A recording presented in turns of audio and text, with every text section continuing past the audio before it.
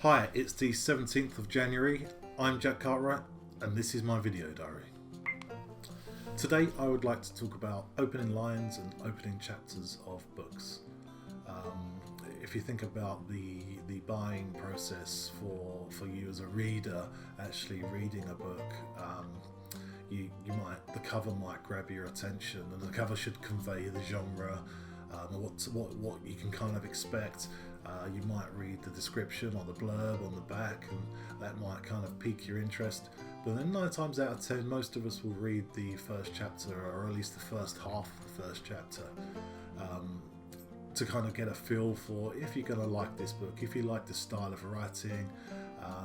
And I mean, more often than not, when I'm in a bookshop, I'll read the entire first chapter.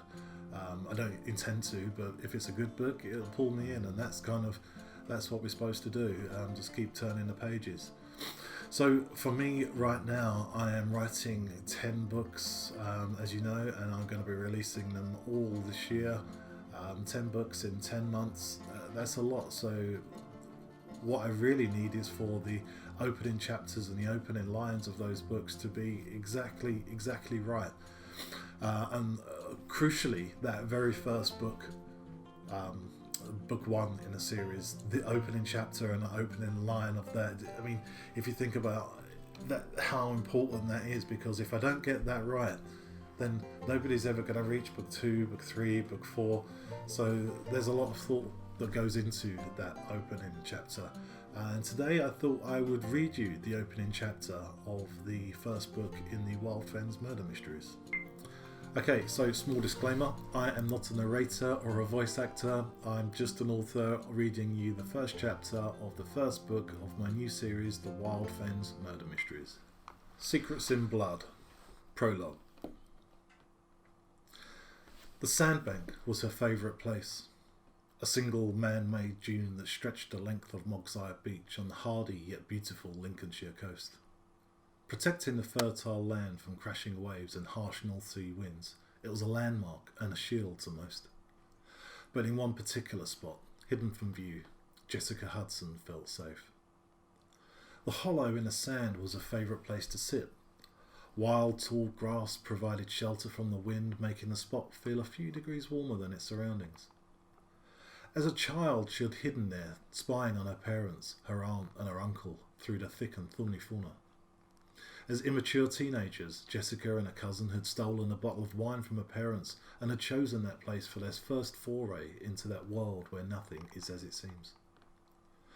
Now, as a young adult, it was only right that she should select that sacred spot to experience love for the very first time, though not without trepidation. Her body shook with the extreme cold at first, even in the hollow, but warmed by love and body heat, she found a new cause for her trembling. Soft fingers grazed her skin, and her own dug deep into foreign flesh. Pleading for the sensation never to end, she rode that wave of ecstasy to new heights, screaming out, savouring the sweet release with all the careless freedom their solitude afforded.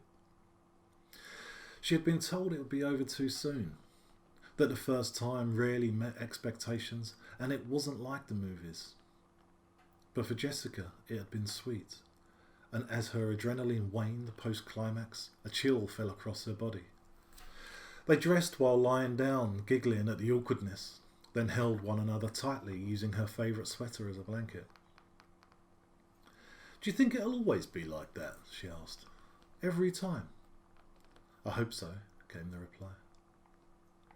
Few things induce such a satisfied sleep as contentment, hope and mutual love. And though deep down she knew they would never understand and that they could never be together, she slept in her lover's spoon and dreamed of another life where they could walk an unfamiliar path and answer to nobody. But the hope that had fueled those lustful dreams faded to black, as if a shadow passed over her. Faceless against the dark sky, only the glint of moist eyes shone. Was it the devil, come to escort her from mortality for her sins, for their love? But the devil wouldn't pin her shoulders to the freezing sand. The devil wouldn't shed tears as his hands gripped her throat. And the devil wouldn't whisper into her ear as Jessica breathed her last mortal breath. "I'm so sorry." Hopefully that wasn't too painful for you. I just wanted to recap on that first chapter, just to explain a little bit about what goes into it and what you can take away from that, and hopefully that resonates with you. So what do we have? We have a young girl, Jessica Hudson. She's in her favourite spot on the top of a sandbank on her local beach in Lincolnshire. She's just experienced love for the first time. She's opened her eyes after a little nap with her lover, and there's somebody above her and she's killed. That's the crux of the story. However, as a reader, you'll understand that you need to read between the lines. I mean, you find the questions in there. I mean, who was she with? Who was her lover? Is her lover the same person that killed her? We hear her talking about the devil. So is she religious? Why is she talking about the devil and sins? What is it that's sinful that she's done? So those are the type of questions we like to ask. Throughout that, you should get a good grasp of my writing style, how I structure sentences, how I like to think about the prose, the flow of language, because it's all very important. And then by the end of that first chapter, you should be in a pretty good position to make a decision about whether or not you want to progress with the rest of the book. We would hope that the questions that we pose in that first opening chapter are answered in the rest of the book, and our job is to entice you, to make you want to find out more, to give you a bit of an emotional investment into that character.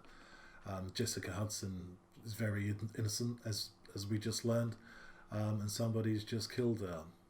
Who did that and why? It's down to you to find out.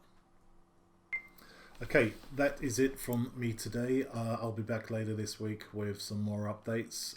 Just to recap as well, I am 40% of the way through book 6 of the Wild Fens Murder Mysteries.